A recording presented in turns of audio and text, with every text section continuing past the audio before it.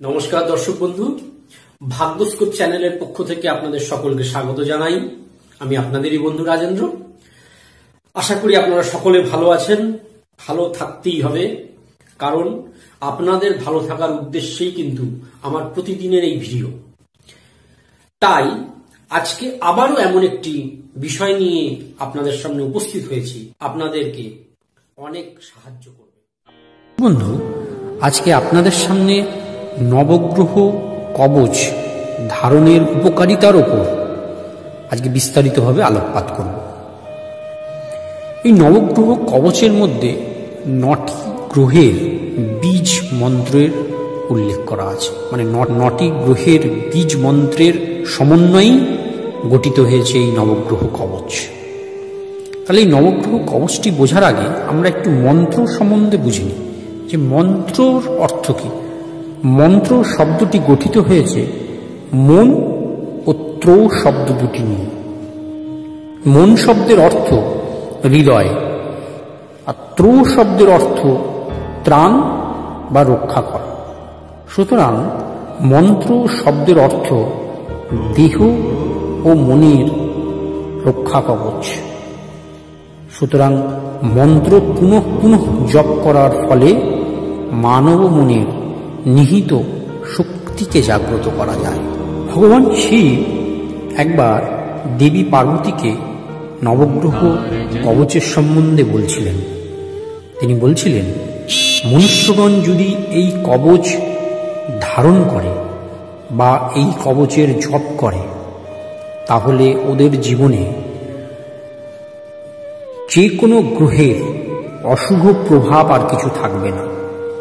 তারা জীবনে সর্বপ্রকার শারীরিক ও মানসিক সুখ প্রাপ্ত হবে। তাই এই কবচ ধারণ ও জপ প্রত্যেক মনুষ্যের মধ্যে পজিটিভ চেঞ্জ আনবেই আনবে। দর্শক বন্ধু, আমরা এও জানি যে আমাদের রাশিচক্র মানে জন্মকুণ্ডলীর এই পুরো রাশিচক্রটি গঠিত হয় 9টি গ্রহ, 12টি রাশি এবং 27টি নক্ষত্রের কম্বিনেশনে। সুতরাং আমাদের এই জন্মকুণ্ডলী দেখে জ্যোতিষী মহাশয়গণ জাতক বা জাতিকার জন্ম ছক বিচার করেন এবং তারপরে সেই জন্ম ছকে কোন গ্রহ শুভ, কোন গ্রহ অশুভ, কোন গ্রহ পীড়িত, কোন গ্রহ দুর্বল, সেই রূপ দেখে তারা পরামর্শ দিয়ে থাকেন বিভিন্ন প্রতিকারের মাধ্যমে। কিন্তু ধরুন যাদের এই জন্ম সময় নেই, ফলে তাদের জন্মকুণ্ডলীও নেই, তারা জানেন না তাদের জন্মছকে কোন গ্রহ শুভ, কোন গ্রহ অশুভ, কোন রাশি নক্ষত্র কোথায় রয়েছে, কোন অবস্থায় রয়েছে, পীড়িত আছে না অশুভ অবস্থায় আছে, তারা যখন এই সকল জানেই না, তাদের কিন্তু প্রতিকার পাওয়া খুবই অসুবিধাজনক হয়ে পড়ে। এই সকল জাতক বা জাতিকা যদি নবগ্রহ কবচ ধারণ করে এবং তাদের পূজা স্থানে নবগ্রহ যন্ত্রের সঠিকভাবে স্থাপনা করে প্রত্যহ নবগ্রহ কবচটি পাঠ করে, প্রত্যহ দৈনিক কাজে বেরোয়, তাহলে দেখবেন তারা তাদের নিজেদের সংশ্লিষ্ট এরিয়ায় সফল হবেই হবে। আসুন দর্শক বন্ধু, আমরা এখন নবগ্রহ কবচটি পাঠ করি।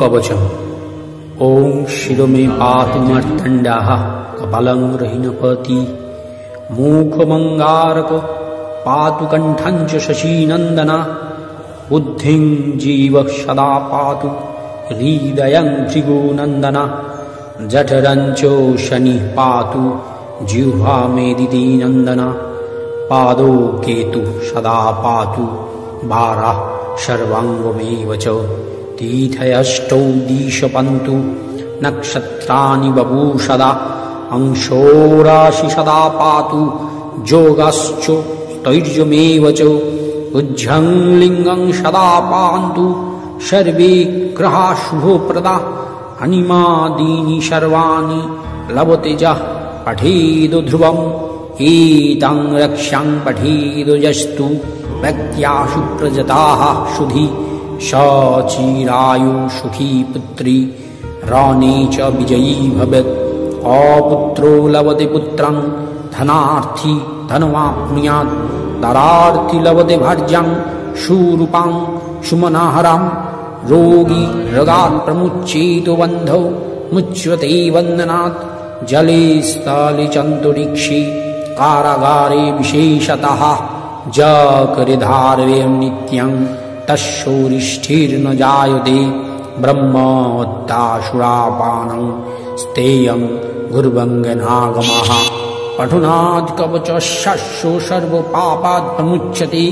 मृतवत्सा च जनानी काकबन्धा च या भवेत्। जीववत्सा पुत्रोवती भवत्येभ्यो न संशयः। इति श्रीगृहजामले नवग्रह कवचम समाप्तम। দর্শক বন্ধু, এই ভিডিওটি যদি আপনাদের ভালো লেগে থাকে তাহলে লাইক অবশ্যই করবেন, প্রিয়জনদের সঙ্গে শেয়ার করতে ভুলবেন না।